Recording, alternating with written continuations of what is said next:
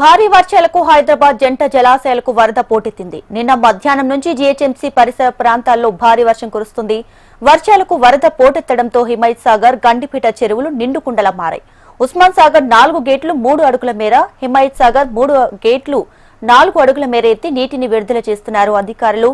ఇక ఉస్మాన్ సాగర్ పూర్తిస్థాయి నీటి మట్టం 1790 అడుగులు కాగా ప్రస్తుతం వరద 1789 అడుగులకు చేరుకుంది. 1500 క్యూసెక్ల ఇన్ఫ్లో వస్తుండగా 1352 క్యూసెక్ల అవుట్ఫ్లో కొనసాగుతుంది. ఇక హిమాయత్ సాగర్ పూర్తి స్థాయి నీటి మట్టం 1763 అడుగుల కాగా దాదాపు ఫుల్ కెపాసిటీ నిండిపోయింది.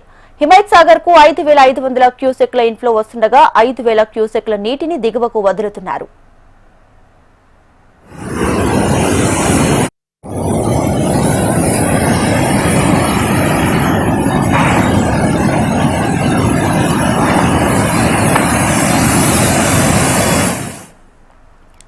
ఇక భారీగా వరద నీరు జంట జలాశయాల నుంచి విడుదల చేసిన అధికారులు జంట జలాశయాల పరివాహక ప్రాంత ప్రజలను అలర్ట్ చేస్తున్నారు. మూసీలోకి వరద వెళ్తుండటంతో పరివాహక ప్రాంత ప్రజలను కూడా అలర్ట్ చేశారు. హిమాయత్ సాగర్ నుంచి వరద నీటిని రిలీజ్ చేయడంతో సమీపంలో ఓఆర్ఆర్ సర్వీస్ రోడ్డులో రాకపోకలకు అంతరం ఏర్పడింది.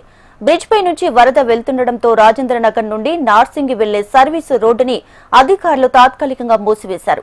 ఇక రాజేంద్రనగర్ సర్వీస్ రోడ్డులో ప్రయాణించే వారు రాజేంద్రనగర్, బుద్వేల్, కిస్మత్పూర్, బండ్లగూడ జాగీర్ మీదుగా రాకపోకలు సాగించాలని ట్రాఫిక్ పోలీసులు సూచిస్తున్నారు.